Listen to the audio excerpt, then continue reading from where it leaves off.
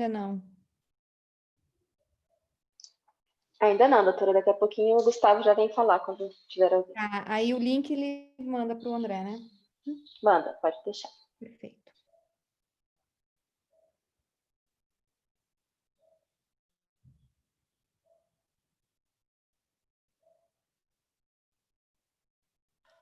Doutor, estamos ao vivo. Ok. Hello, everyone. Good afternoon. Welcome to our seminar, Blockchain and Governance, one of several events organized during the week to celebrate the Lawyers' Day. I am Diana Udry, and I will be conducting our meeting today for this afternoon. Before we start our meeting, I have to apologize to our guests, but I have to give some necessary information for all the participants. As our public is mostly Brazilians, I will use the Portuguese language, but if you are watching us outside from Brazil, you can also contribute to our campaign to raise funds to acquire COVID tests to our medical and nurse teams that are working in front of hospitals, especially the public one. The QR code is available on the screen. Bom, pessoal, boa tarde a todos. Com prazer que nós estamos aqui dando início aos trabalhos. E antes da gente passar as palavras, né, para os nossos palestrantes, eu gostaria de dar duas informações necessárias. A primeira é que a gente tem que falar que a OAB Paraná, juntamente com o IAP, né, o Instituto de Advogados do Paraná, estão realizando a campanha Advocacia contra a Pandemia, com o objetivo de reunir recursos para compras de testes para diagnóstico da Covid-19, que estão sendo doados para as equipes médicas e os enfermeiros que estão nas frentes de trabalho junto aos hospitais. Graças à ajuda da advocacia, 3 hospitais no interior do Paraná já foram beneficiados com a campanha. O nosso foco agora é arrecadar recursos para entregar testes ao Hospital de Clínicas conectado à Universidade Federal do Paraná, aqui do nosso querido estado, né? Vocês também podem fazer parte dessa corrente de solidariedade. Só acessar esse QR Code que está aparecendo aí na tela de vocês e utilizar, né, fazer a sua doação através do aplicativo PicPay. A segunda informação relevante é para aqueles que estejam presentes e têm interesse de receber os certificados de participação, não deixem de preencherem os questionários que estarão disponíveis no chat, tanto aqui da plataforma Zoom, quanto da plataforma do YouTube, ok? É isso, vou ter que voltar agora para os nossos convidados e dar início aos trabalhos. Well, returning to our seminar, Blockchain and Governance, I think that the theme chosen to be addressed right now is one of the most challenging ones, because when you are talking about blockchain, and thinking about governance in blockchain, after all, we are talking about structural and principal aspects of how things on and off platforms should work. So to deal with some issues of this fascinating subject, we invited 3 specialists, professors, and respected professionals who very generously agreed to be here with us for the next few hours. So I would like to express our thanks for the availability of your time to share with us a little of your knowledge of these subjects. Whatever, before giving the floor to our guests, let me explain to you how the things will work. During the explanations, it is possible to the listeners direct questions to our guests directly on the chat, even or on Zoom or YouTube platforms. Our colleague, André Cardoso, will be selecting some questions for us. At the end of the explanations, we will bring some of these questions to debate with our professors. Well, since you didn't come here to hear me, let me introduce you to the panelists. Philippe Zatti, Morshed Manam, and Sophie Nappert good evening for you, because I know that in Europe right now it's 7 p.m., right? Yeah, absolutely. Boa tarde. Boa tarde, exato. It's a really immense pleasure and privilege to have you all here with us this afternoon. So thanks again for you three. And I will start with Professor Filippo Zatti, who will talk a little bit about democratization of blockchain governance vis-a-vis legal notion of sovereignty. Filippo Zatti, well, your curriculum is really enormous, so I picked some information. Could be because it's enormous, and we can Doesn't matter. Doesn't matter. He's associate professor of economic law, University of Florence, Italy, coordinator of research unit named Blockchains and Artificial Intelligence for Business Economics and Law, aka Babel, and he professor of banking and capital market law and economic law at School of Economics and Management of the same university.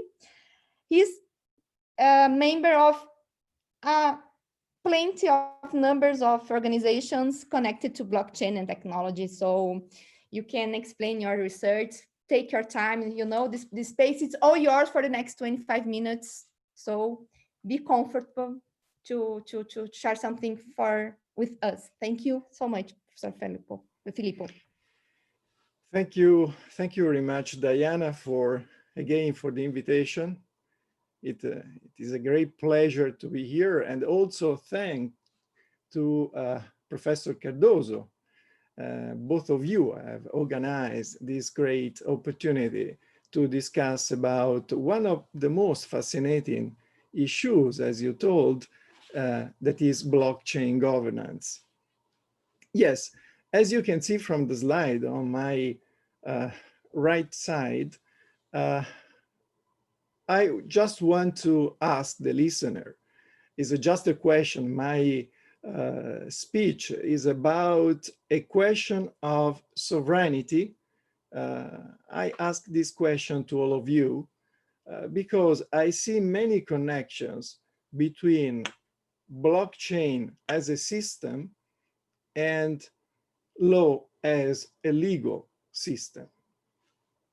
So the first point that I want to, address, yes, okay, is the notion of governance. Because many times when I join to this kind of discussion, I hear that governance is given as known. The notion is governance used to be known by the listeners or the speakers, but I think it's not so good to avoid to face this problem, because governance has many meanings, many meanings. It depends on the not only the issue, but the view that you have. If you consider governance in economic way, you have a specific definition. If you consider, for example, in specific sectors of law, you have many different. Think of commercial law, business law, you have corporate governance. But if you think of international law, you have the governance of the global system. So it's very difficult to have a single definition of governance. And to me, it's very important also to define blockchain governance. I think we have two distinct meanings, very, very wide, the opposite sides. On one side, we have a specific phenomenon or institution and how it de facto works, the set of rules the participants of the governance of the system give, and how these rules and the subjects, the participants to the system, govern or regulate it. it sounds like something similar to the law of privates. You have specific rules for that kind of system, and you need to govern with particular models that are quite different from the public ones, where there is the authority. You can have also the authority in this case, but here you make the emergency of private interests. I think this is the most relevant aspect of this wide definition. On the other side, we have an international way to interpret, to conceive governance. And in this case, you have more specific institutional dynamics which contribute. There is not only one. As you know, there are many examples, WTO and so on, to forging legal rules. We have the phenomena of soft law, and the other phenomena we have obviously the international law and the treaties, but there is not an authority in a strict sense. And also you have the problem to have an harmonization or standardization of these rules in order to promote cross-border interactions. These wide two definitions are taken from a book of a distinguished colleague, Italian colleague, is a sociologist, and his name is Maria Rosaria Ferrarese, in The Governance Between Politics and Law. Which of these two wide definitions we can apply to blockchain, and specifically to blockchain platform? I don't want to go into deep, because I think that many of our listeners, of our public, know this aspect. You know that you have many different types of blockchain platforms, and you know that you have the same old story that the blockchain platforms can be permissioned or private, permissionless, or consortium, or even hybrid of those two systems. But what is important to me Tô com vontade, sabe do quê? De abrir o vídeo. Vinicius Saskida is talking. I don't know in Portuguese because I don't understand. So if... Sorry. Yeah, now okay. He's not talking anymore. Sorry for the interruption. Absolutely. It could be a good interruption if you want to ask me a question about what I said.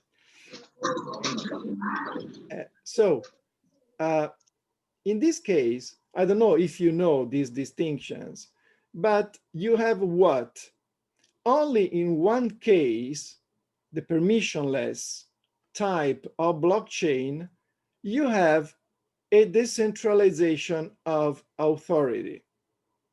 It's difficult to point out one single authority in the permissionless, because as many computer scientists name it, is the pure form of blockchain, in the sense that decentralization is achieved as the premium, as an important factor. In the other case, in the other three types of blockchain platforms, you have the same classification that you find in the legal theory. So you have a kind of, if not single, a group of subjects that have the authority to impose power or rules. You have rules that behave as law, as legislation, and also have something similar to the enforcement. And we come back to the point at the end of my speech about that, because also, yes, in the blockchain, also in this case, we have something that is not typically or is not similarly considered as enforcement. In the permissionless, the most famous, you know, what is the permissionless, the most famous, Bitcoin, Ethereum, and others. Recently is very, very famous Algorand, for example. There are different kind of mechanism of government or governance of these blockchains, and there are all open sources and permissionless. So you have all the characteristics that you can read directly by yourselves that are very typical of this kind of technology. And especially one is very important to us. To remove the third one, the capability, theoretic capability, to remove human agency in order to eliminate arbitrary and through arbitrary also corruption or inconsistent enforcement of rules. That is a great problem, especially in the globalized world. So as a consequence, we have two effects. We have in this kind, specifically talking about public blockchain, we have a governance by network and a governance of network. A governance by network is very simple to understand because some way is similar to what happened in the physical system. Governance of network is the very problem, is the true problem that we have, because we have something different from the physical world, in the sense that here the actors or the participants to the network voluntarily or not, it depends on the rules given by the governance by network, produce, maintain, or change the inputs that make up a blockchain. So you know the different possibility that you have as a participant. You can be an holder of a token of a crypto asset, or can be a validator as a miner and participate to be a node in the strict sense, to participate to what? To the governance of the platform. So we have the first aspect. I don't know, I don't want to take too much time, so I control the clock. We have the first paradox in order to what I have said until now. Was a sociologist of the Oxford University of Oxford Internet Institute, Willy Ledonvirta, that proposes 3-4 years ago, I don't remember exactly, a governance paradox. He said, with reference specifically to public blockchain, there is a paradox because you have a voluntary agreement, so you can fail to solve disputes. At the same time, when networks adopt formal or informal governance structures, they are no longer truly decentralized. So we come back to the same model to have a sort of authority and a centralized power. This is a great problem because I don't have the time, and I'm not strictly connected to these points. I don't know if my colleagues, the other panelists, are going to talk about that, but they are very important, the pool of the miners and the widespread the diffusion of, it depends on the mechanism of the governance, but it's very important to know what is the widespread of the propriety of the token of the crypto asset issued by the platform. And we face the first problem. The first problem is governance is something useful to guarantee democracy, because as all we know, and we think to the origins of blockchain at the roots of the cyberpunk phenomenon, and also if you think to the origin block of Bitcoin issued on the January 3rd, blockchain was considered as a tool in order to avoid the inefficiency of the economic system and all the regulation of the politics. So we have a problem in this case, in the sense that governance is something that could be a threat for the democratic deficit, but obviously could be some way more effective, especially for economics, than representative democracy. So is blockchain something useful or not to guarantee democracy, as the founders, also the unknown Satoshi Nakamoto, wanted? Or blockchain is the ultimate the last step toward the authoritarianism? It reminds to me of a Carl Schmitt view of politics.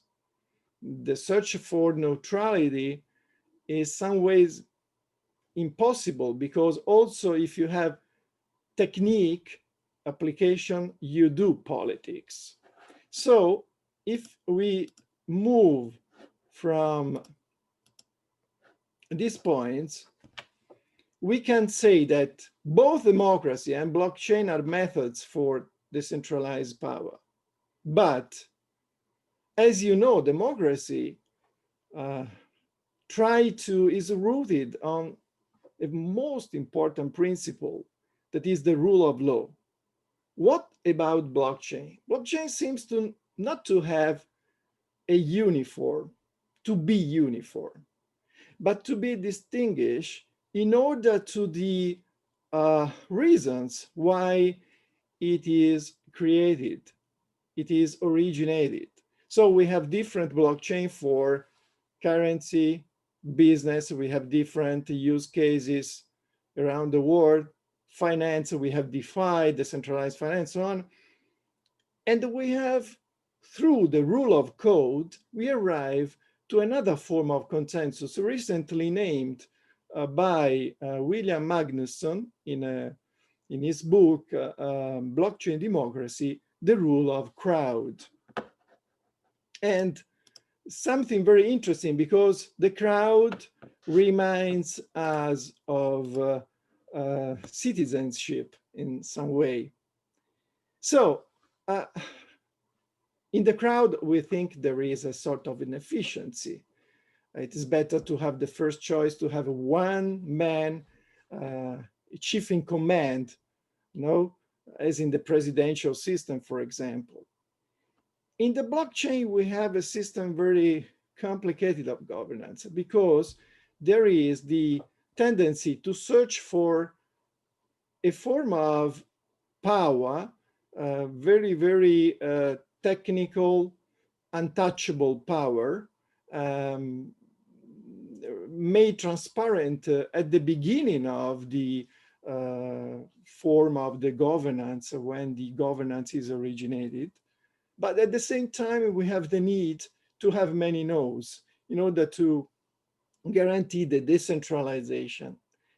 In the computer science, the most important till now ways to govern blockchain platforms are the Byzantine fault scheme, the proof of work, the proof of stake, and the delegated proof of stake. The most famous and the most used is the proof of work, even if now is most important the proof of stake for the energy problems that are related to the use of the other kind of governance. for the first time, we face with one specific problem of the governance for blockchain, very specific and very different from the physical world. The need to have a consensus without an agreement. The consensus is given by an algorithm. So here, the concept of majority, as we have in democracy, changes, because it's not anymore to have the minority 49%, the majority at least 51%. No, with the consensus and the algorithm, there is no minority. Also, who is contrary to the adoption of certain rules have to follow and to respect the rules given. Otherwise, there is the possibility to have a fork in the platform, but is a remote possibility. So the consensus modalities vary according to the type of the blockchain. And we have, again, something that we give us we are constrained, we are binded to go back to a form of decentralization, because you know how why miners do their work. Because they receive the fee called GAS, they receive token in exchange of their work. So for Bitcoin, so for the other platforms, and there is the research of a profit. Is very visible. This phenomenon is very evident for Bitcoin. If you think there are, especially in China, great factories in order to produce Bitcoin. So we have profit through mining. And third is not the less important of the 3 points. We have a rejection of the physical world because banks and governments are not willing to entrust their data and transaction to a public blockchain. So the solution, especially for the financial system, think of Corda or Hyperledger, is not a decentralized solution in terms of governance, but a sort of permissioned, as I told at the beginning of my speech. So we have, and I'm going to the end, sorry for the other panelists, but I think I'm speaking. I have been speaking since 25 minutes, so I'm going to close my speech. So we have this convergency. Blockchain is something that reminds of not only of technology, that is very similar. No, but I want to say later. Blockchain is a sort of, blockchain needs money, needs a form of governance in the sense of democracy, because there is this sort of idealist, as I told, decentralization, and technology as organization. Very similar to the classical notion in the legal theory of legal system. Very, very similar to legal system.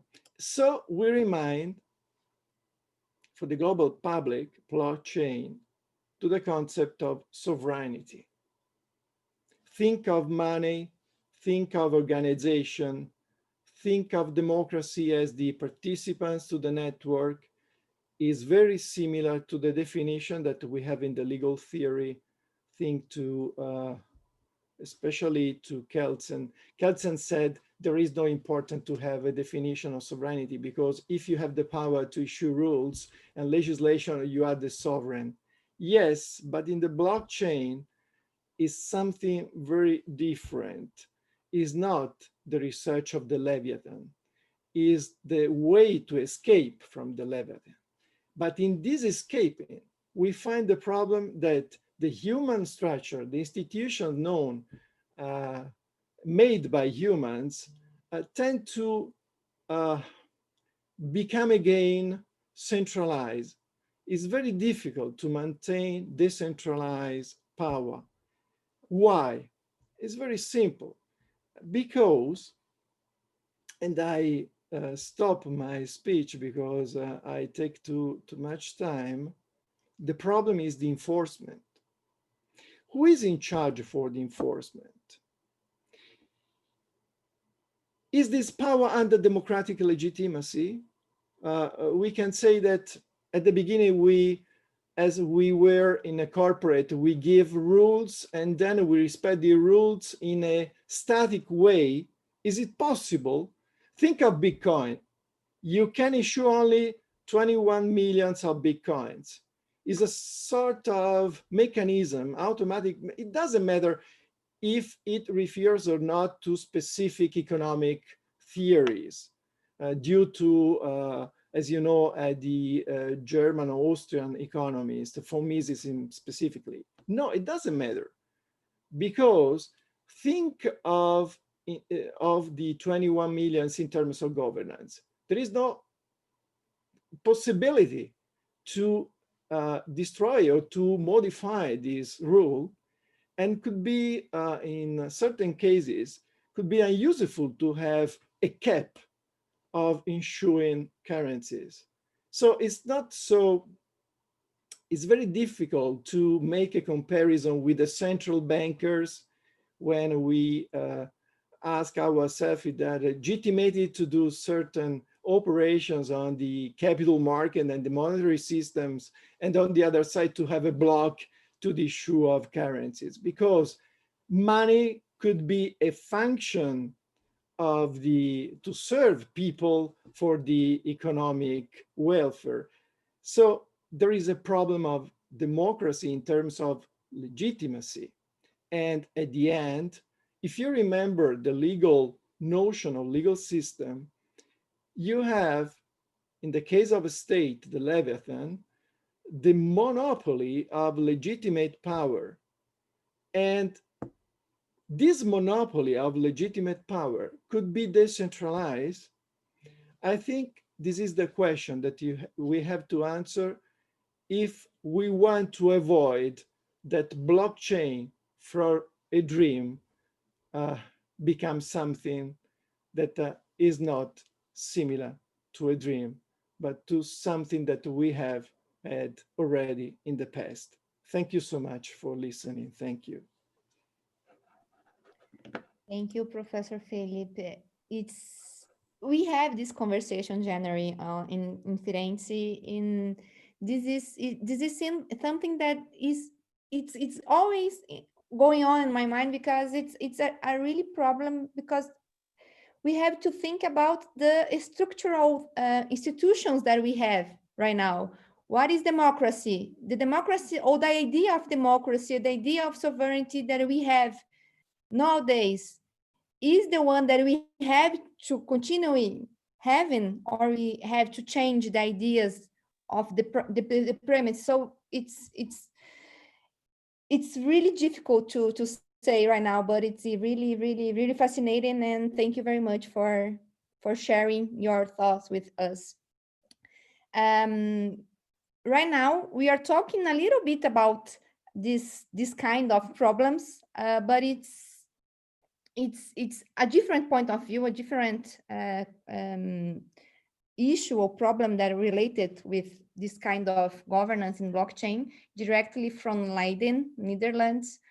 Morshed Manan will present some interesting points of reflections that was developed on a recent paper that he wrote in co-author with Primavera de Felipe and Vincent Reigers. I don't know if it's like this that I can pronunciation the other author, Morshed, but it's a difficult name. So the point that I think that he will give for us is that we always heard about that blockchain is a trustless machine. The provocation that Morshed brings is that blockchain actually is a confidence machine. And in this scenario, we have to deal with problems of trust, of some challenges of governance. And this is kind of problems that Morshed will talking a little bit with us right now. Morshed is a major PhD candidate attached to the Company Law Department, Institute of Private Law. His research on international insolvency law, corporate governance, freedom of establishment, corporate social responsibility, workers' cooperatives, blockchain, and international labor rights. He also lectured in Leiden's Advanced LLM International Business Law, LLB programs, research fellow of the Institute for the Cooperative Digital Economy at the New School. Morshed, welcome. The place is all yours for the next 25 minutes.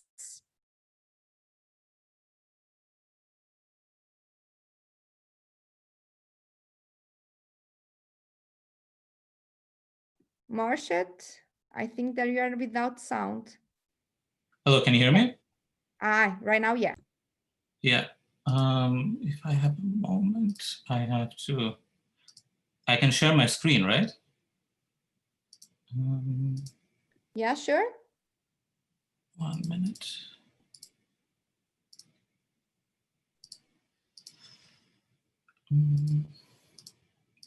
Sorry, it's just.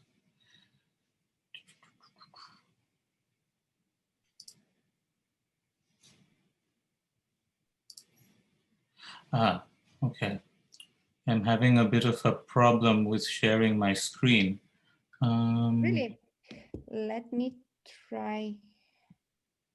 I sent it to you, so if you could open it, then I can just. Yeah. I will do right now. Just a minute. And you can start. I will be. Okay, so I actually was very interested by Professor Filippo's presentation and his particular remark about Carl Schmitt and Hans Kelsen.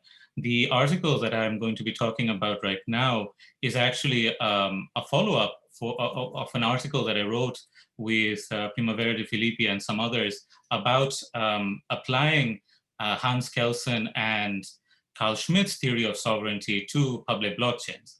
And that was published by Topoi Journal a couple of years ago. And this is a sort of follow-up paper where we explore the concept of trustlessness, and we try to use sociological and philosophical theories on trust to try to distinguish trust from confidence, and then try to think of how governance can be used as a way of dealing with losses of confidence and breaches of trust.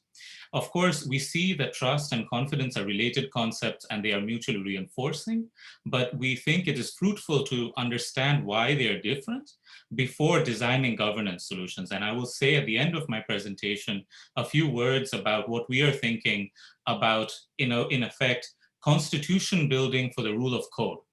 And there we draw on ideas of polycentric governance theory that the Olsons have thought about in the past, but now reconsidering this for the blockchain space. So while the presentation comes up, I will quickly say a few introductory words about this. The past decade has seen reinvigorated interest in the concept of trust. Could we go to the next slide? Yeah. So the past decade has seen a reinvigorated interest in the concept of trust, primarily driven by the onset of the global financial crisis, but for other reasons as well. So actions by governments around the world that have contributed to eroding trust in public authorities. We can see some examples here from the Intercept newspaper, but also as well as a lack of trust in online platforms and other major tech companies that have at times acted against the interests of their users and even been complicit in certain abuses committed by public authorities. So as a consequence, especially over the last decade, even more than a decade, we have seen this erosion of trust in both the state as well as in certain major corporations. So if we go to the next slide. So, this has usually been the narrative that has begun the discussion about blockchain technology and to sort of build the main narrative of what blockchain provides. What is its central property?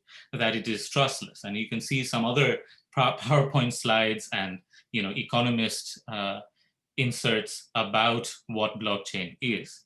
So the academic discussion only considers this central property from a negative perspective, that blockchain does not need trust to operate. There is little investigation into what blockchain provides instead of trust to operate.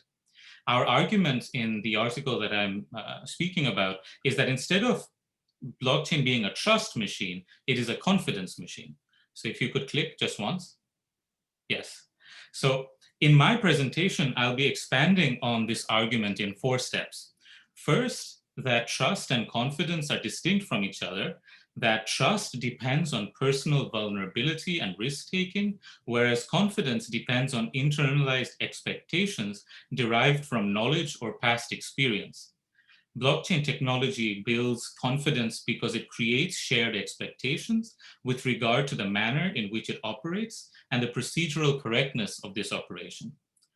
Third, having said the above, there is still distributed trust in a public permissionless blockchain in a large number of unknown, often anonymous actors, and that has been alluded to a little bit by Professor Filippo.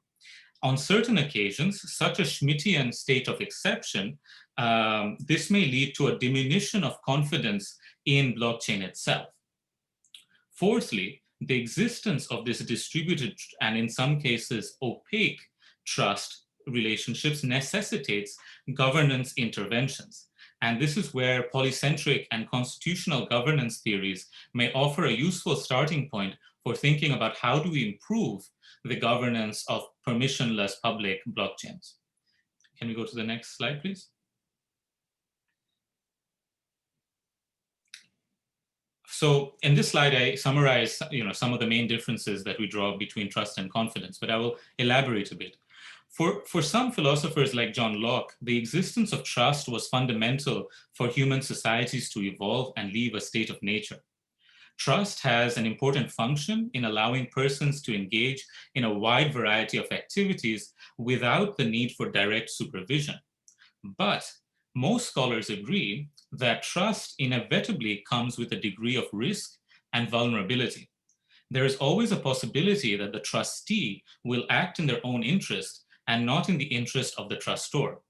The centrality of risk and uncertainty to any definition of trust can be seen in Gambetta's definition of trust.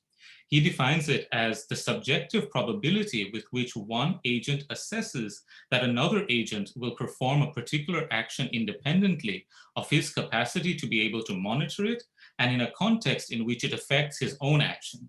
So what this implicitly means is that preceding any trust relationship, one is making a choice between alternatives to make oneself vulnerable to another or not. Acting in confidence means that the actor is not choosing between alternatives. A consequence of this is that when there is a breach of trust, the trustor blames themselves in part for taking a risk, while a collapse of confidence is attributed to the actions of a third party or for some unforeseeable events. As such, some philosophers like Anthony Giddens view trust as involving a leap of faith that an actor is willing to take due to some psychological attribute, while others see this arising out of a rational choice made by the actor after assessing the trustworthiness of the trustee. Others, like the philosopher and lawyer Niklas Luhmann, acknowledge that there can be a more routine form of trust that arises out of familiarity rather than an explicit leap of faith. If we continue to pursue this rational choice perspective on establishing trust, then we can note that there are differences in how trustworthiness is gauged in individuals, institutions like corporations, and in technological arrangements, respectively. So for individuals, we build trustworthiness or we assess trustworthiness through repeated interactions with individuals, which make their actions more reliable, or we look at credentials provided by third parties that show that they are trustworthy. So we look at, for instance, credentials about someone's medical certificate, medical qualifications. For institutions, including, for example, corporations, we assess whether an institution will act in line with the interests of the trustor. Usually repeated interactions with representatives or delegates of an institution will be a proxy for this.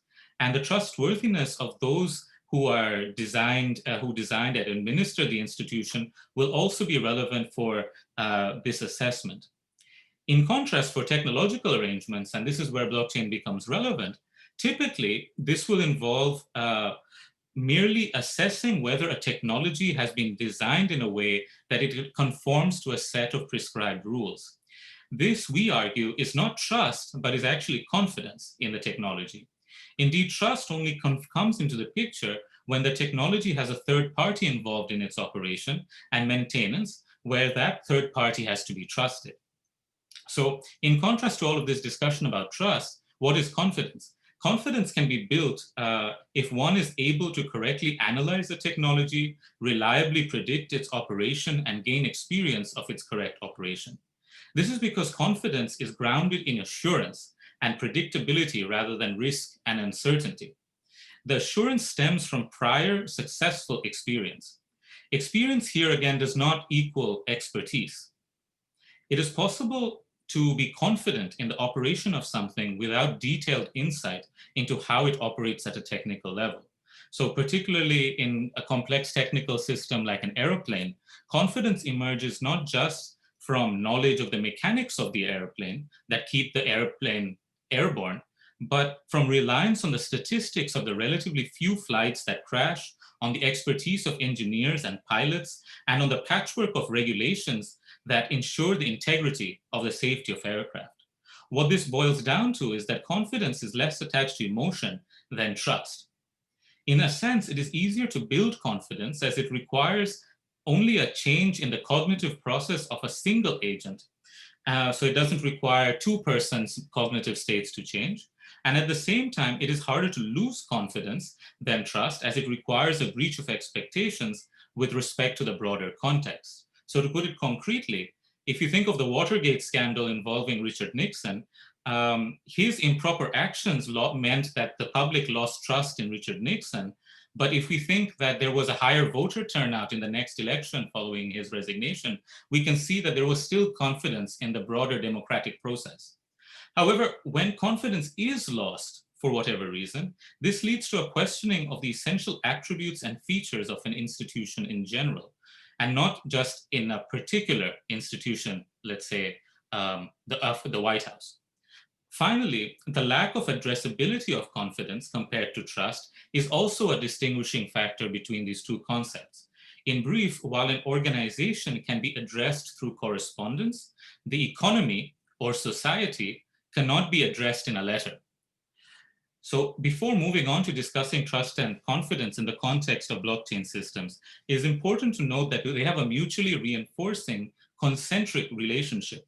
The airplane example shows this, with our confidence in the aviation sector is in part based on our trust in the expert systems that give qualifications to pilots and engineers, which in turn is contingent on our confidence in the qualification giving system. So if we did not have confidence in the qualifications given to pilots, then it would not be possible to trust pilots or engineers. They create the conditions for each other to exist, basically. As their fortunes are tied, appropriate governance structures can contribute to enhancing both trust and confidence. May we go to the next one? So here, I present like a stylized representation of blockchain as a confidence machine. And this draws on actually some of the things that Filippo mentioned, but it schematically provides it in a certain way. So it's our central claim that blockchain systems strive to maximize the degree of confidence in a system that has the indirect effect of reducing the need for trust. Trust is not entirely eliminated, but in an ideal scenario, a high level of confidence allows transactions to take place more easily as it reduces perceptions of risk. In the context of most software, if one can understand the code, it is theoretically possible to predict its output for any given input. This transparency, predictability, and reliability allows for the existence of confidence and less of a need for trust in the developers of the software. So if we take the example of Bitcoin, it's illustrative, as anyone that is a participant in the Bitcoin network or anyone who knows anything about Bitcoin knows that 12.5 Bitcoins will be produced under certain conditions roughly every 10 minutes. This is because of certain things that are illustrated here. First, it's that there's the rigor and robustness of the cryptography that guarantees the rules of the protocol, as evidenced by the millions of people that have reviewed the protocol, as well as its resilience from being hacked. The other feature that adds confidence is that it has game theoretic and economic incentives that stimulate self-interest, financial self-interest, while also enabling mutual monitoring by allowing each participant to verify the transactions that have happened on the blockchain. This gives each actor, for example, a miner, less agency. And finally, this together creates the perception that blockchain acts in a deterministic manner. As such, confidence can be expected to be higher in a Bitcoin network than in the arbitrary opaque systems through which, for instance, fiat currencies are printed. And this is why blockchain appeals to a variety of sectors, from legacy supply chain management to the Internet of Things. On closer inspection, though, the need for trust and the need to trust creeps back in. May we look at the next slide? So if we view blockchains as being a socio-technical assemblage comprised of miners, validators, programmers, crypto and token holders, end users, and to a certain extent regulators, we can see that it reduces the need to trust any of them individually. But it does require a degree of trust in the network of actors that contribute to the blockchain's operation and maintenance. If we consider, for instance, the first 4 actors that are mentioned on this list, we can see how they can be centralized points of failure, maliciously or otherwise. So this can vary from collusion between mining pools to make a technical upgrade of a Bitcoin protocol, for instance. That has happened in the past with respect to upgrading the Bitcoin protocol. It can be that all the way to the insolvency of a crypto exchange. And the Mt. Gox one in Japan is a particularly famous one. And that's what the image refers to. So there you can see trust continuing to be a big issue in the broader socio-technical assemblage of blockchain. Continuing on, core developers and sometimes certain open source contributors can make use of informal norms to affect design choices about how the blockchain operates. But it is only certain core developers who will make choices about the contributions that are accepted or rejected into a core repository.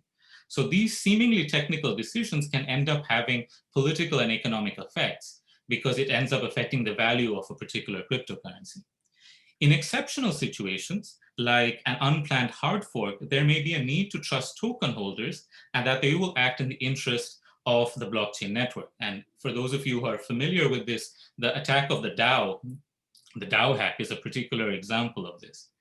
And finally, and this is a bit more tangential, but regulators and lawmakers also need to be trusted in this wider ecosystem because they craft legislation and rules concerning the use of blockchain or blockchain-based systems, as they can affect the system's legitimacy. So something that might be allowed at some point might become illegal because of certain actions that the regulator takes. So in a sense, you can see trust creeping back in there as well. So this is why, if we can go to my last slide. So this is why good governance is so important for preventing the aforementioned actors acting in an untrustworthy manner and also undermining confidence in the blockchain as a whole. So this will probably require rule of law principles being translated into the cryptosphere. And if we look at the broader literature on the rule of law, we can think of, that the rules have to be clear, they have to be stable, they have to be clearly publicized, they have to be applied prospectively and not retrospectively, they have to be enforced fairly, they have to be enforced equally and evenly, and there has to be a fidelity to theories of fairness and justice, and so on. So we can easily imagine that some of what we're saying will be familiar to those of you who have been engaged in internet governance before. So about the domain, for instance, the domain name system of ICANN and how that has been governed and how that has evolved over the years.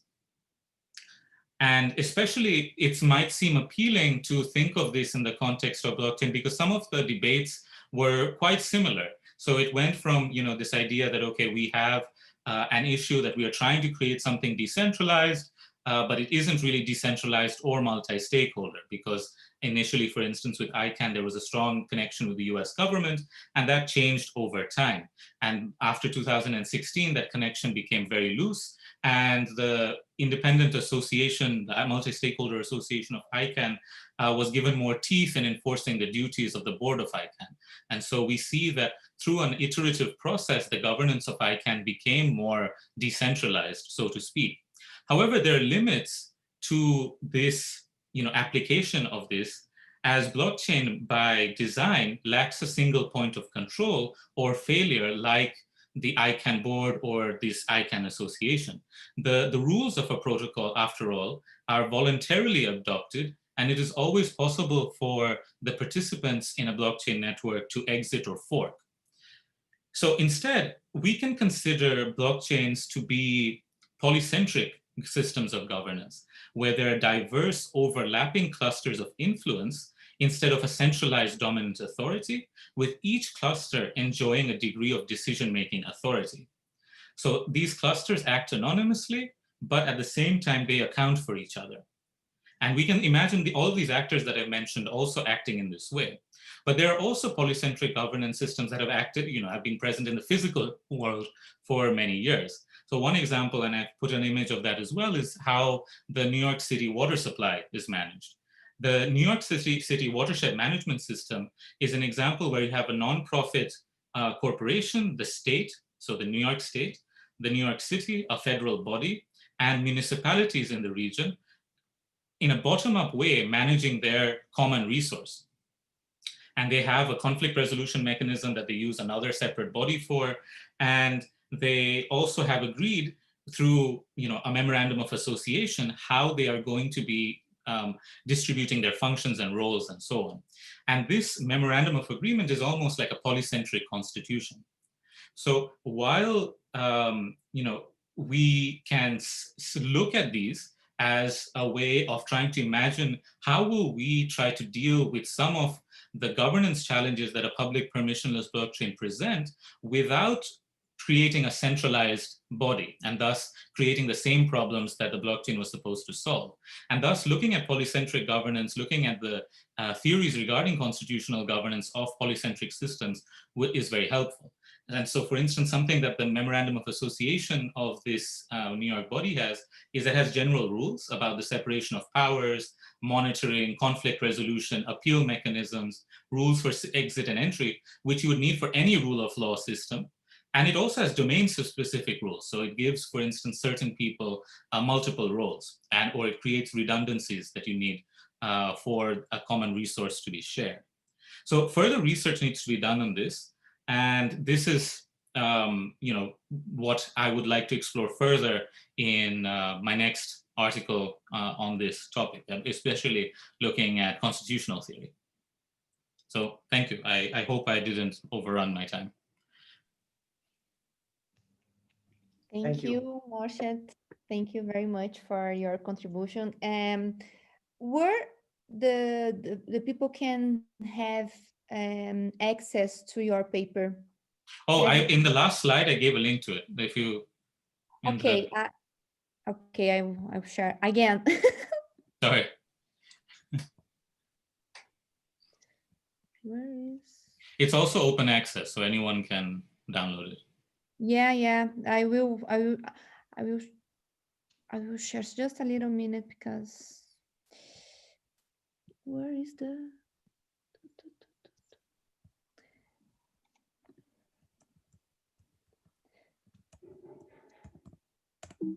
Okay, it's here.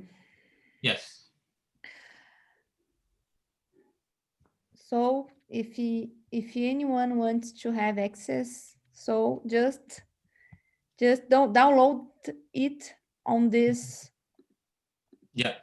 Okay, thank you. That's it. Thank you very much for your time with us. Let me pass the space for Sophie Nappert. Now, this beautiful lady, directly from London, right? Will point out some concerns related to conflict resolutions. The reflection that Sophie will bring to us, it's about the use of blockchain technology to resolve conflicts generated in decision making in the microcosm of the DLT platform itself. So Sophie Nappert has an extensive curriculum, as all our guests.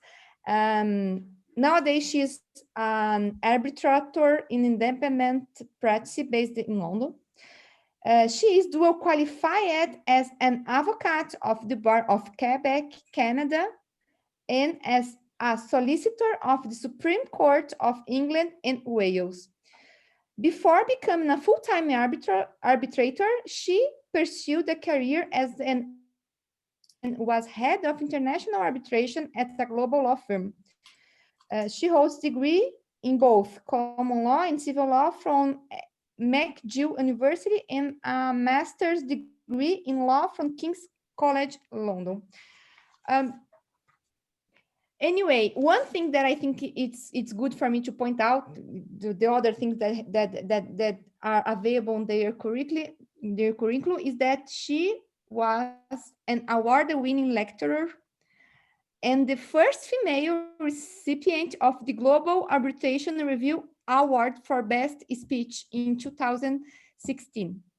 So Sophie, thank you very much for your time with us. The space is all yours for the next 25 minutes. Welcome. Diana, thank you very much, and Andre as well for having me. My contribution will be practical. I'm an arbitrator, I'm in the trenches, and blockchain has a very practical impact on decision-making and conflict resolution. Andre has asked me to explore ODR, online dispute resolution, or blockchain-based dispute resolution as a form of governance, hopefully. I will do that again from a practical perspective, and I have here to say very transparently and with a great deal of admiration that I was considerably inspired and influenced by Morshed's and Dr. De Filippi's paper on trust and confidence, because of course dispute resolution is all about trust. It's all about parties trusting a system to provide a fair and just result. So this resonated enormously with me. So thank you, Morshed, for this. And I've put the link in the chat actually to your paper so that people can access it easily. I don't agree with everything, but it is very thought-provoking, and it allowed me.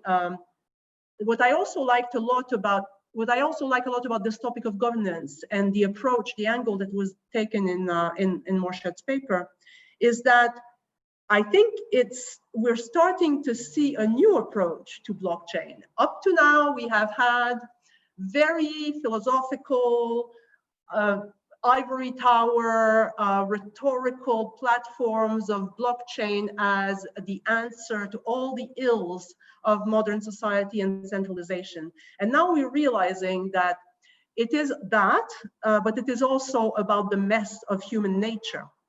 And that's where governance comes in. Now, it seems to me, and I don't have particularly, I'm a little bit agnostic as to the ills or benefits of decentralization. I'm not one of those evangelists. I'm an observer of the blockchain phenomenon.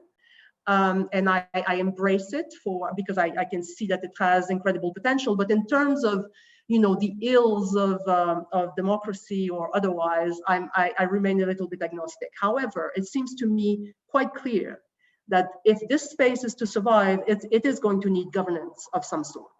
I believe it would be not only utopian, but probably self-destructive to pretend that this is a field that can carry on completely decentralized without any type of governance whatsoever. Now, Morshed has very well established the very various stakeholders and participants in the blockchain system. Very many human actors, both within and outside the system, the miners, the validators, the programmers, the token holders, the cryptocurrency holders, the end users, and even, as he says, the regulators.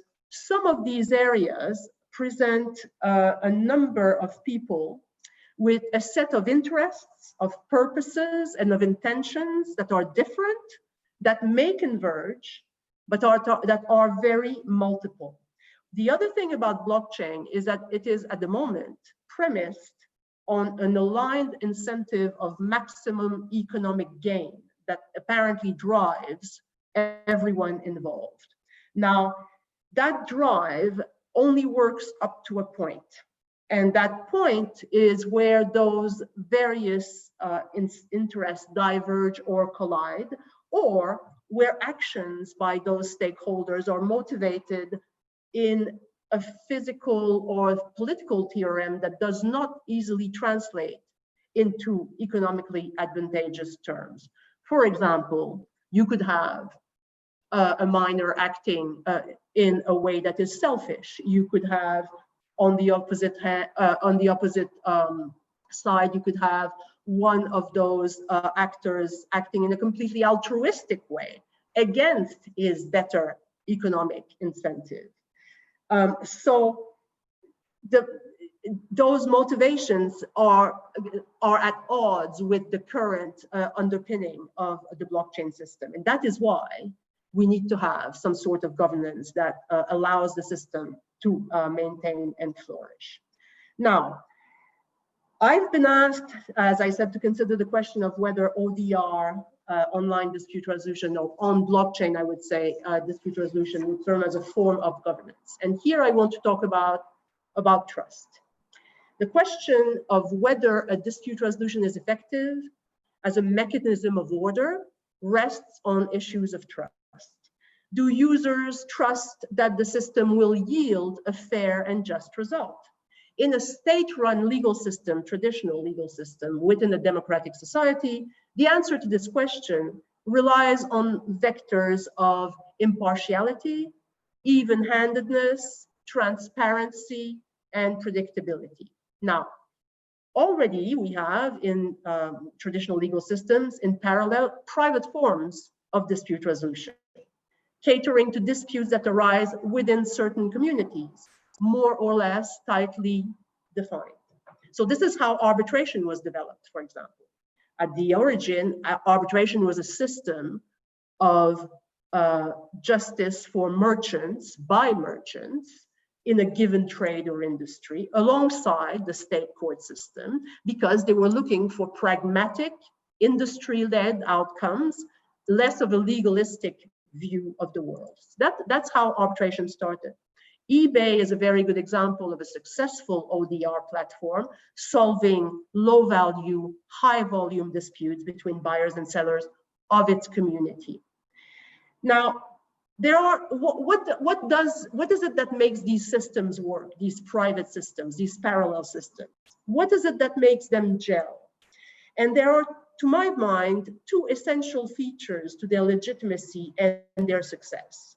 And it is the buy-in of users. The users have to go for it and use it for it to work. The willful exercise of choosing that system is obviously the start. And as a secondary factor, those users choose it because somehow they feel that they belong to a community.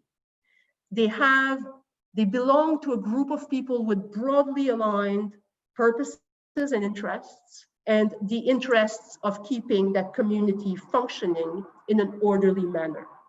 It has famously been observed by Colin Rule, who is the person who devised the eBay ODR system, that system failed in other arenas because the sense of community was not as strong.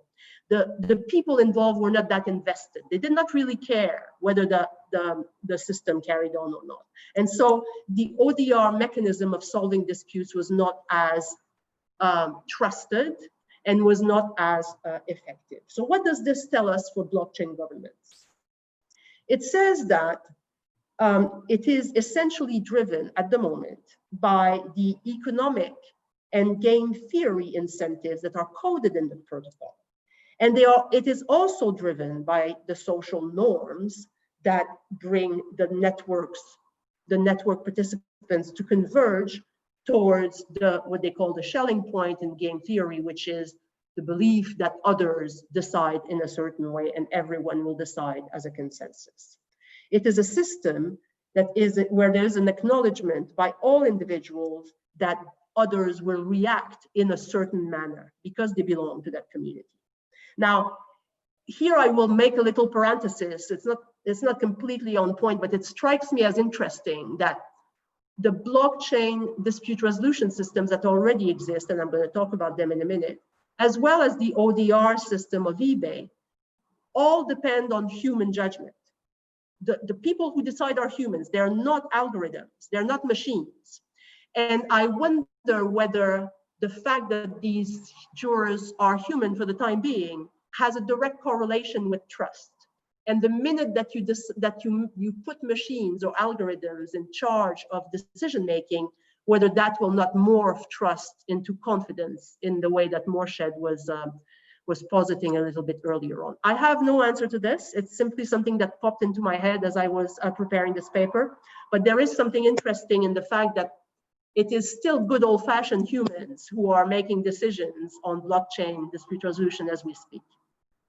So what are they, those that exist at the moment? They are at an experimental stage. They are applications that sit notably on the Ethereum blockchain. And what they do is they provide for the resolution of mostly, at the moment, crypto-related disputes, the listing of tokens, for example, and whether these meet with certain criteria, but that have the potential of scaling up to more mainstream commercial disputes on the e-commerce platform, low value, high volume. So how do they do it? They do it by randomly selecting some stakeholders on the blockchain, people who self-select, who indicate their intention of being drawn as jurors by staking a certain amount of money and saying, I'm available to decide disputes, choose me randomly, but you are randomly chosen amongst a group of people who have put in enough money. It's as if I were paying to be on a list of arbitrators, essentially. So these jurors pass judgment on smart contract disagreements according to what is a coded matrix of predetermined outcomes and in accordance with a system whereby they are rewarded, monetarily rewarded for coming to a consensus, and they are penalized financially if they dissent. It is a service that is being dubbed decentralized justice. Those decisions may be appealed by, let's say, the parties, of course, but not only the parties, by the jurors themselves. Those who were penalized for having dissented can decide themselves to appeal the decision. Now, it is a very clever concept on paper. It is a premise difficult to refute, that those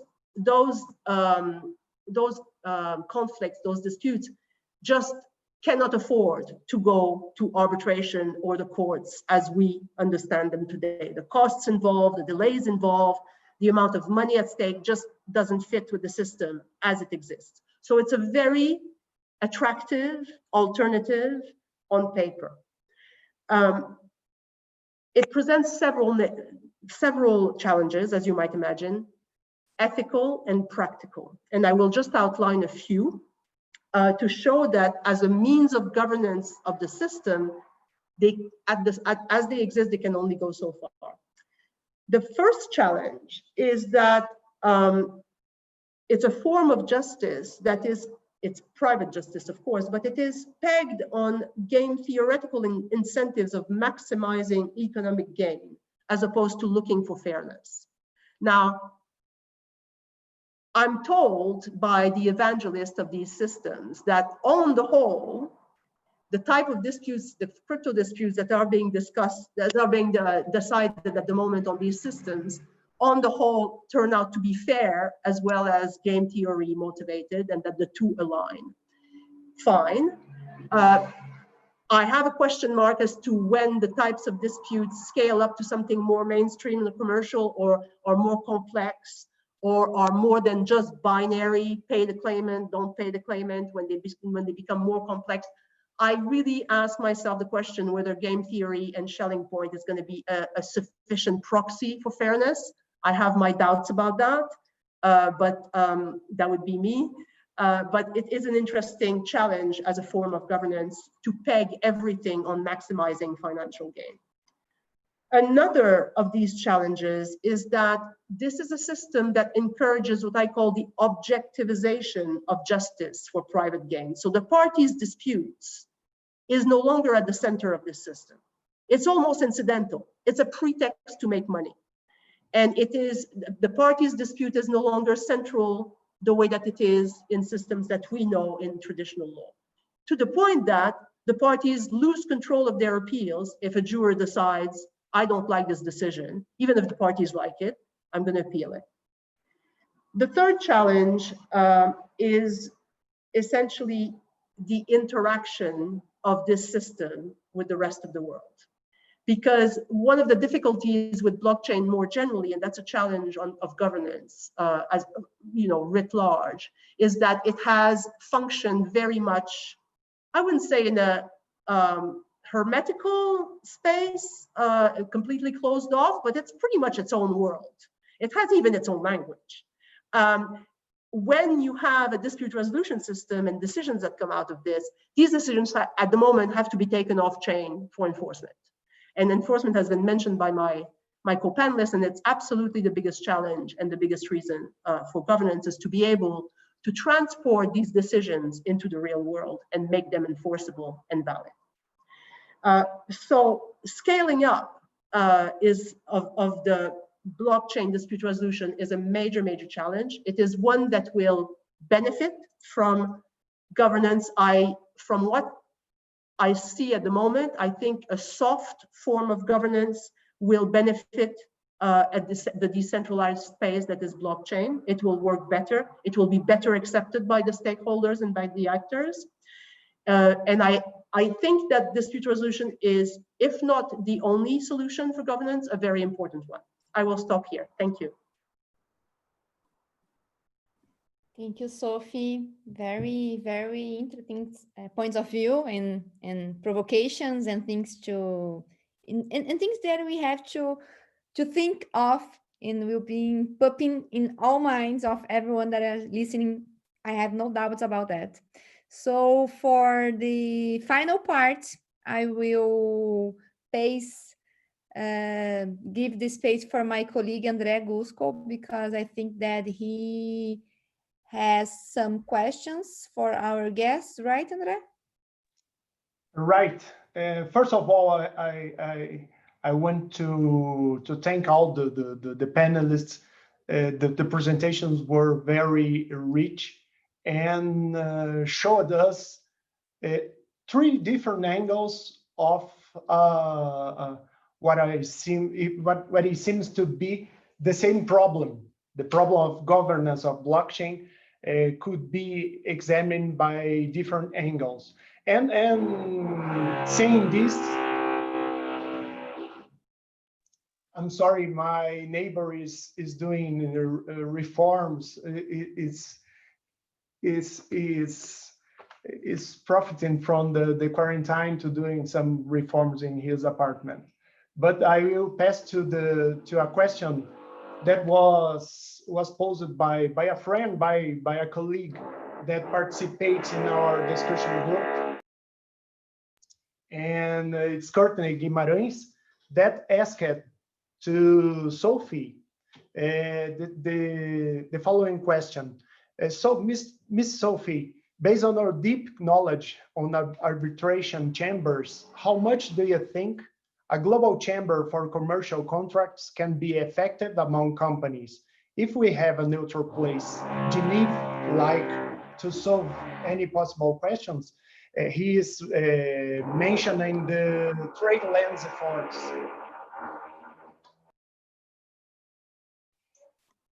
Thank you very much.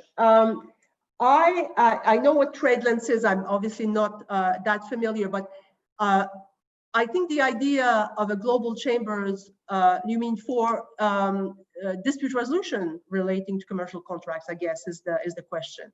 That would be very similar to what we have now by way of arbitration institutions, I guess, where you have a convergence of, or a hub for the resolution of disputes.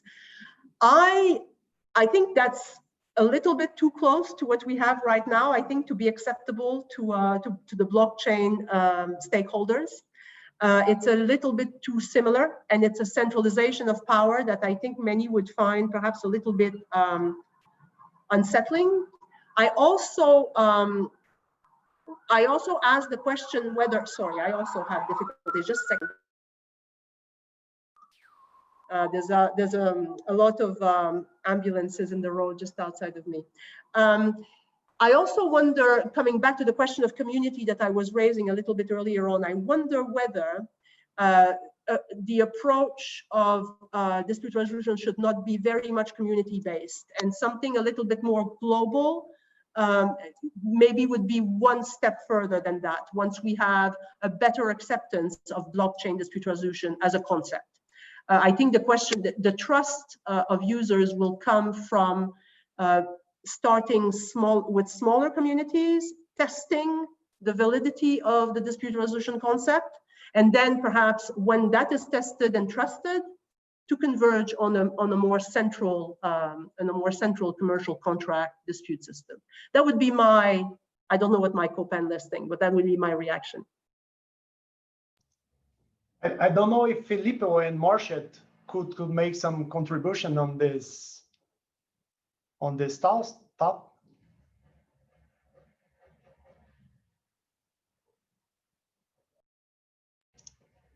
If not, I will try to pose another question based on pickings from every panelist presentation.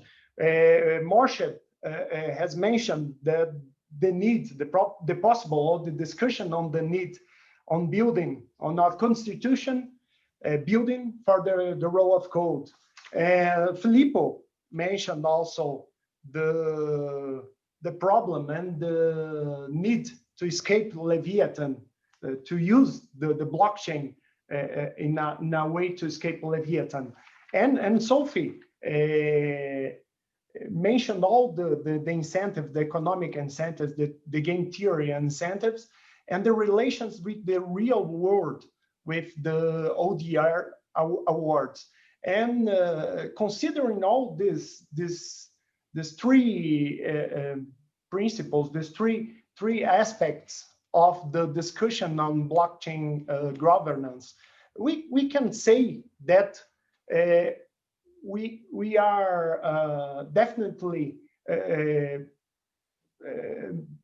dependent on the state's regulation in order to enforce a constitution for the blockchain, because we private blockchains, of open blockchains, we are not capable of enforce some principles, or will not be able to enforce principles to the blockchain governance, and to create some legal incentive and legal guidance on the governance of the blockchain platforms. I don't think, I don't know who can start with the trying to answer some. I mean, it's not an answer, it's a question, of course. Yeah. So, I'm sorry, but I would just ask, who would have the legitimacy to do that? I think that's a central question, isn't it? Yeah, that's the problem of the distributed, the decentralized systems of governance. You don't have criteria to choose who's going to decide, and then all the discussions on governance on blockchain. And but this is one of the problems. This is one of the challenges that we face when we study and we try to understand blockchain governance. If I might interject here. Please. To talk about something that I'm working on right now. I'm working on a project with some others on called on a DAO model law. So it's a model law for decentralized autonomous organizations. And this actually raises some of the same issues about who would have legitimacy to adopt this model law, and who would be the, the audience for this sort of a model law. Because the idea of, even drafting a model law with, the group is called Koala, and there's a little bit of information online, and I'm just thinking of how to talk about it without divulging too much of what we are working on. But the essence of it is that, from the time that the first DAO was attacked, there is a need to be able to deal with liability issues, for instance, as well as the enforcement issues that Sophie mentioned. And so the idea of a DAO model law is to basically create greater legitimacy for DAOs.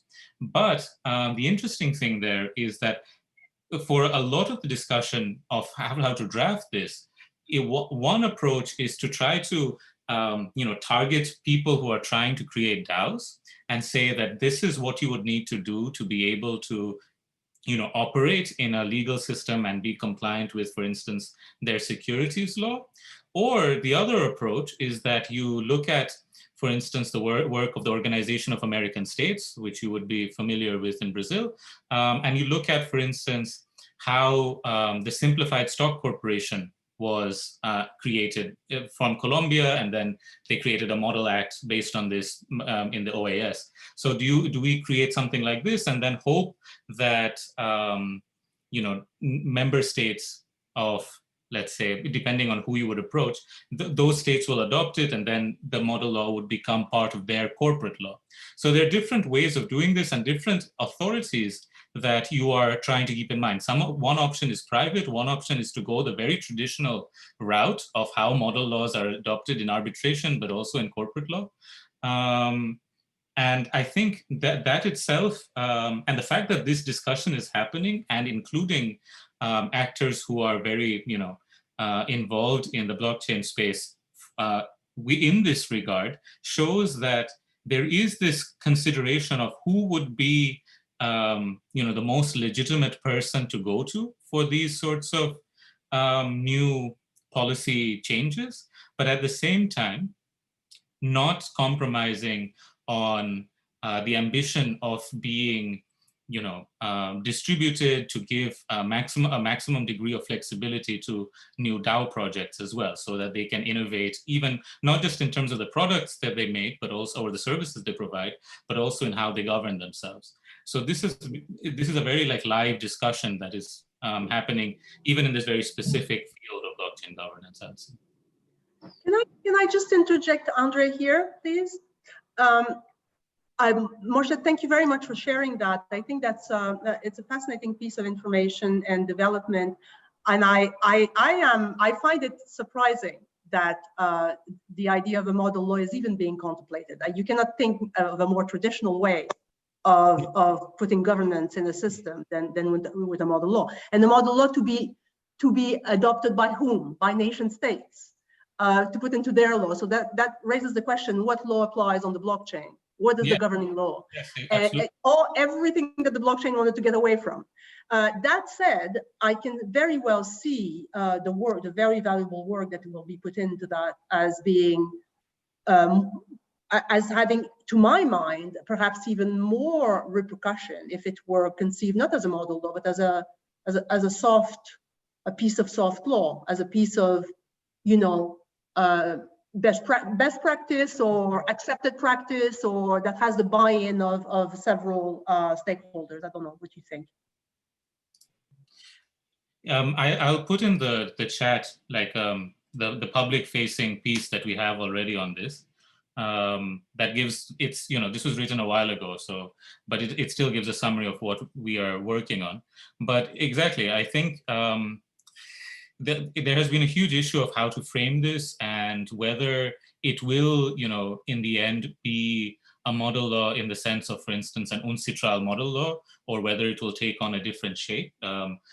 It's partly, a process where you learn by working with very new, different groups of people, let's say. But yeah, the fact that there is a recognition of this is very interesting. Yeah.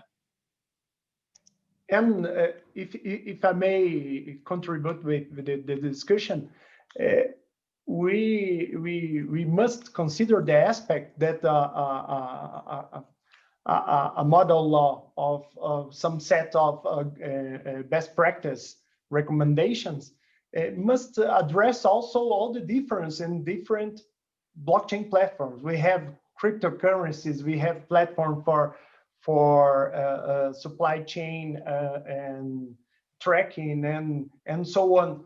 So the different uses for the blockchain technology imposes different considerations on different regulations on that. Do you think that this makes sense, or we have to have a unified model to regulate blockchain, considering being cryptocurrencies and other kind of blockchain for identity, for example? I may, Andre. Oh no, Sophie, please. No, Filippo, please go ahead. Absolutely. I've been speaking way. Before women.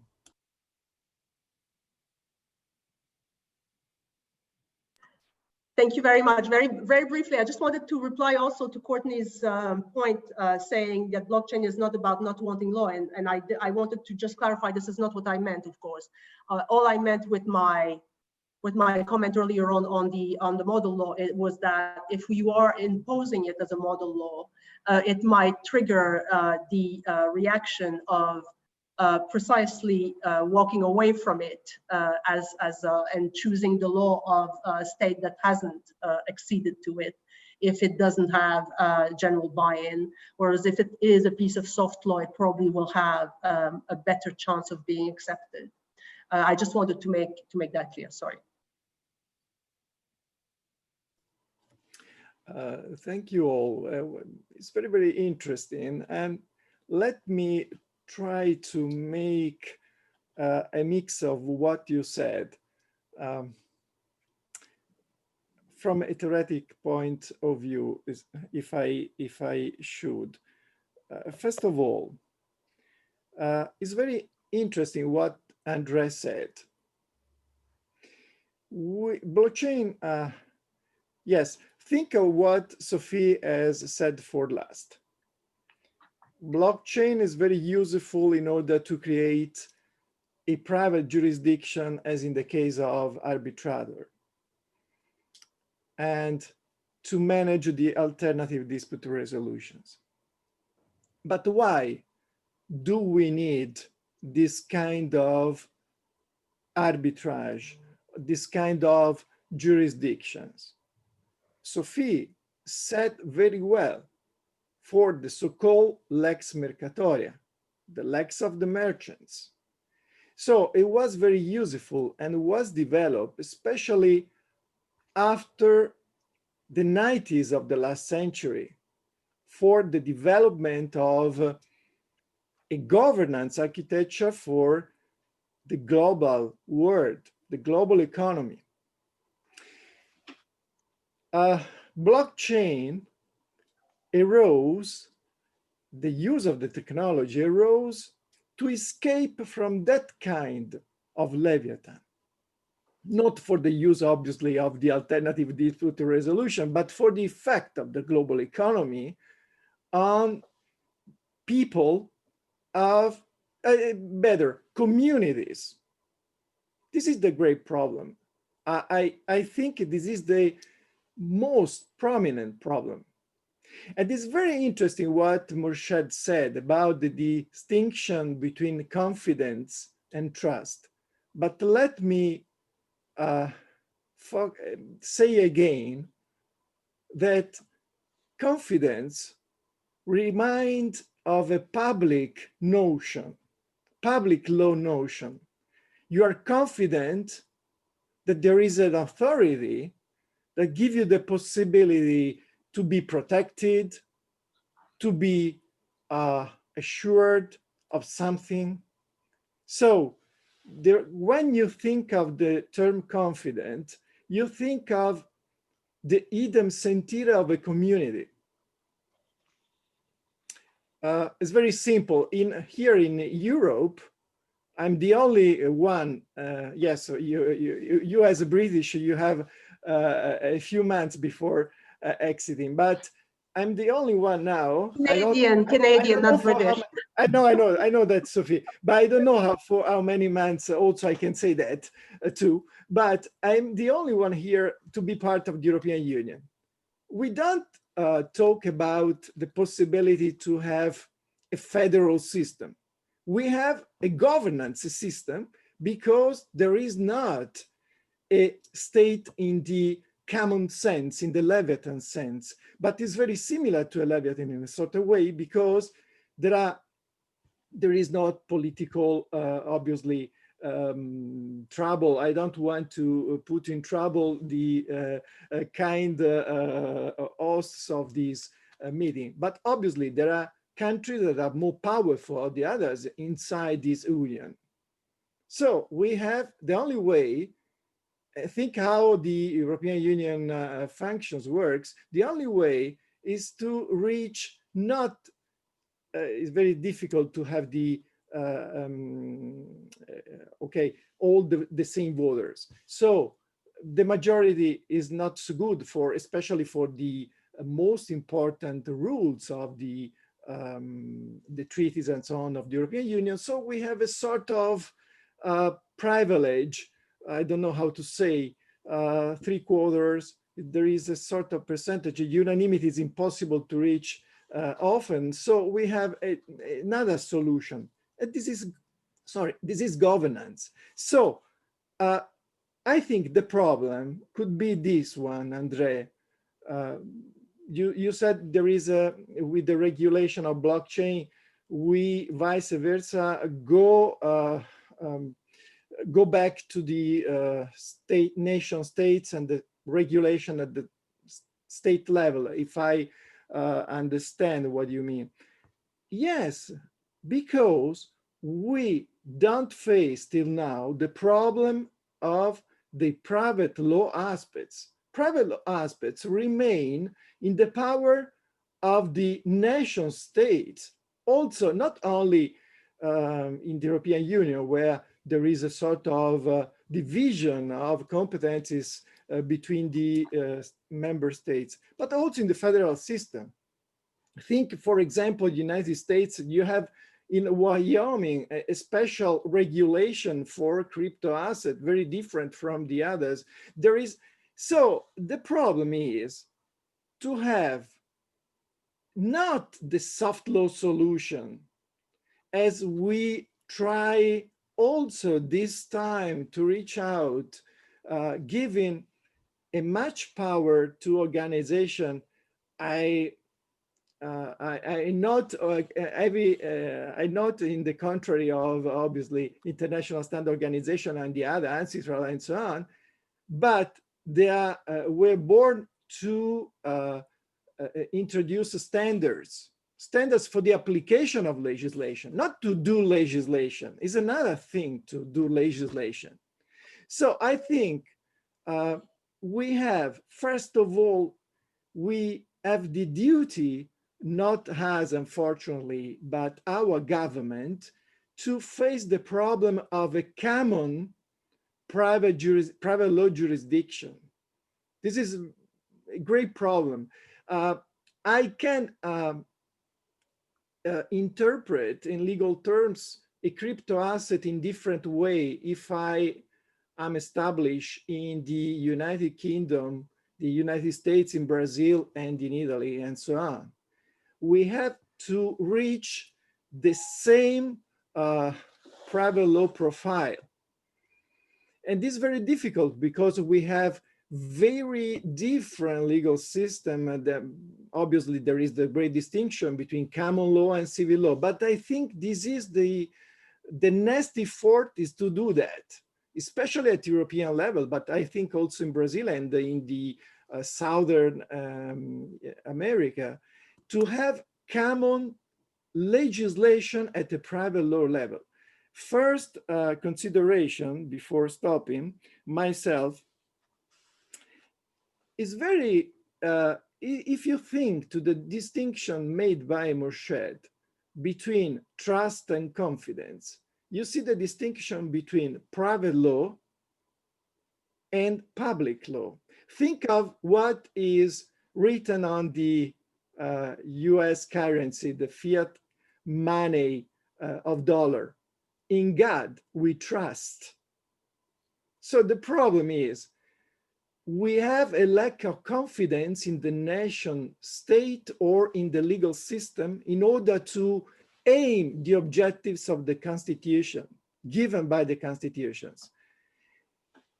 Last consideration, really, it is a mistake to search through governance the possibility to escape from these inevitably obstacle that we have to to climb, okay, to jump, because interoperability is a sort of, is a sort of mechanism as we ask for, especially in the 30s of the last century, for international law in order to solve these problems.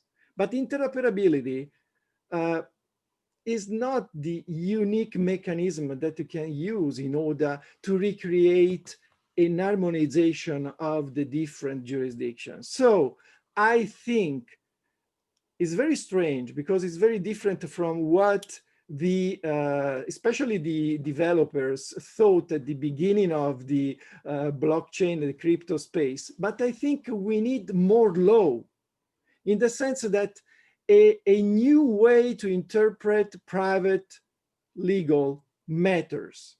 Just one sentence before concluding my intervention is a sentence coming from the MIT researcher David Clark, internet engineering task force member, and he said at the beginning of the construction of the blockchain platforms, we reject kings, presidents, and voting. We believe in rough consensus and running code. And I think this is a problem, because rough consensus is something that we can't accept, and at the same time is inevitably, because kings, presidents, and voting failed. Well, yeah, I think that the question that the professor brings, it's one of, or the most important one when you are talking about regulation, this technology, or it's not the technology that are being regulated, it's actually the application of the technology, the operations that happens with this technology, and how we interpretate this kind of operations. And more than that, Professor, if I may do some considerations, how can we establish nexus of jurisdiction, because we have these kind of problems, because our international system were building up in idea of sovereignty linked by territoriality. I am Brazilian, I am in Brazil, I do my things in Brazil, so Brazilian's law applies to me. But when we are talking about operations that happens in a space, in multiple space, how we can how can we negotiate new nexus of jurisdiction, and how we negotiate an harmonization in these new kinds of agreements? It's new agrees that probably have to be done with the states. I don't know, it's something that I'm thinking about sometimes about this. What do you think? André? Yeah, that's true, and this is the real problem. And I referred to a question made by Courtney, the classical question, the every revolving question on if code can be law, if code is law, who makes the code, who makes the law? And Sophie has mentioned that is very interesting in this topic is, and that's the kind of, if we let the governance of blockchain platforms only to the platform, or we have only on-chain governance models, on-chain governance mechanisms, we can resort to this kind of discussion. The code will be law, and who makes the code, how the code's made, how is decided to make the code. I think Sophie is very eager to say a word about this. I don't know. It's a topic that requires a lot of time and a cool head. I would say it's a little bit the discussion that you have in the common law system about black letter law. Black letter law being a very rigid interpretation of the texts. And the problem with code being law, as I understand it at the moment anyway, is that you have a concentration of coders amongst maybe not a handful, but very few individuals. And to give that much power to as few individuals as that, to me, is dangerous. And apart from anything else, runs against the ethos of blockchain. And so for code to be law, you would need the equivalent of equity, which to temper the excesses that code. And again, I mean, Morshed mentions in his paper the DAO attack. That's a very good example of code being law, and the fact that someone runs away with millions of dollars because there was a flaw in the code. Well, so be it. He can't, that person cannot be penalized for having done that because code is law. There is a problem with that. There's a moral problem with that. There's a fairness problem with that. And that comes back to my question about, where does fairness fit in code? I cannot be more enlightened than that. I'm sorry. If I might add like a small point here, and this is more based on, my PhD research, where I've been doing case studies of cooperatives, because my research is more about what role cooperatives can have in democratizing the platform economy. And some of the case studies I've done involve cooperatives that are using blockchain technology in very interesting ways.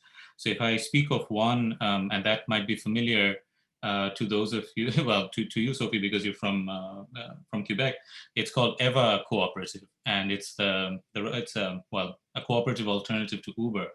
And the way they use the EOS blockchain is quite interesting because, one, it doesn't use proof of work; it uses a delegated proof of stake. On top of that, even though in its initial white paper it had all of these points regarding, distributing tokens and so on, I think once they started realizing the problems with ICOs that emerged at the same time as that white paper was written, they scaled back on these ambitions and they use blockchain in a much more limited way, in the sense that it's mainly used for now to store certain information about the user and the driver and the rider. And it's used for a privacy function, basically. And so that there's a limitation of how much information is actually shared with Eva.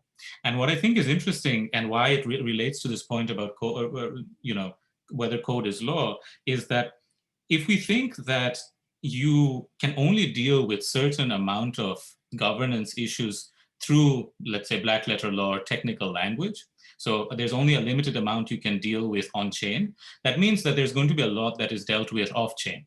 And then there's the question of whether you use informal norms to resolve these questions, or whether you formalize it by having, for instance, something like a cooperative, where you have like an existing democratic governance structure that already exists, and you can empower people through membership rights, and you have a body of jurisprudence on this. But you have basically a governance structure that then tells you, okay, how do you deal with the off-chain part?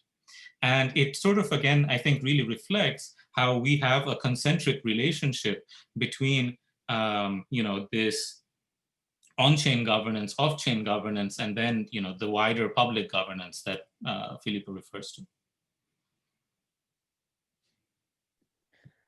Well, 10 seconds, Diana. I think I'm not contrary on the beautiful book of Primavera de Filippi and the code is law, obviously, but many times told to Primavera that I prefer to code is law, code as law. I think is better. well, we have to finish because our time is on the end. I want one more time to thank you so much for you three, for your time, for your share with us your knowledge about these topics. It's a fascinating team. We can stay here for hours and hours talking about this. So thank you very much for this. I will open for 1 or 2 minutes for each one, that if you want to do your final considerations, and then we have to stop the transmission. So thank you one more time for your attention to be here with us. I will start with Sophie, and then Morshed, and then Filippo, the way contrary to the speech. Thank you very much. I don't have much to say to finish. I think what this tells me is that it is a space that requires a great deal of dialogue and a great deal of thought. And it is, thank you for providing us with this evening. And I'm very grateful for my co-panelists and their depth of thought on this. Thank you.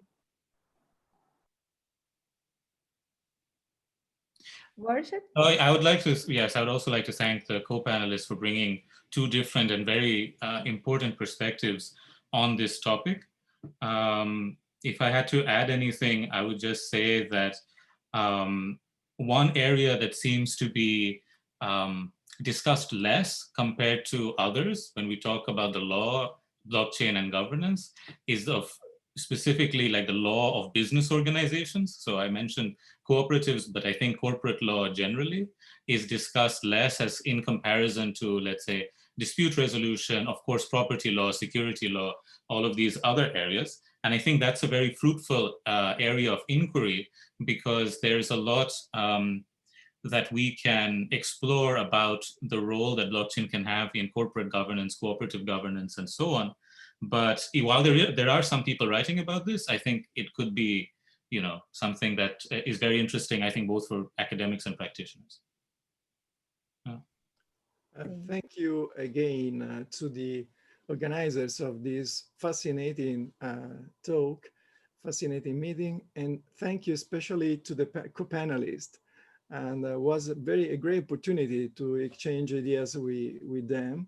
And finally, I want to say that we need more research on blockchain and the blockchain and the related issues. So please study blockchain as a legal, as a lawyer, as a jurist, as a judge, as everything, but study it. And so I think we'll solve all these problems for a better future for all humanity. Thank you to both of you a lot, and the organizers. Thank you very much. Thank you very much. Andre, do you want to talk to give some final words? Just a final word to thank all the panelists. Thank you for sharing their time and their knowledge with us. And I think this kind of discussion, this kind of interchange of ideas and different views from different parts of the world is very fruitful also, because we can consider different realities and different point of views and different cultures, even different cultures to tackle with this common problem. Thank you very much. Good night for you. Good evening for us. Bye. See you soon. Bye bye. Thank you. Thank you.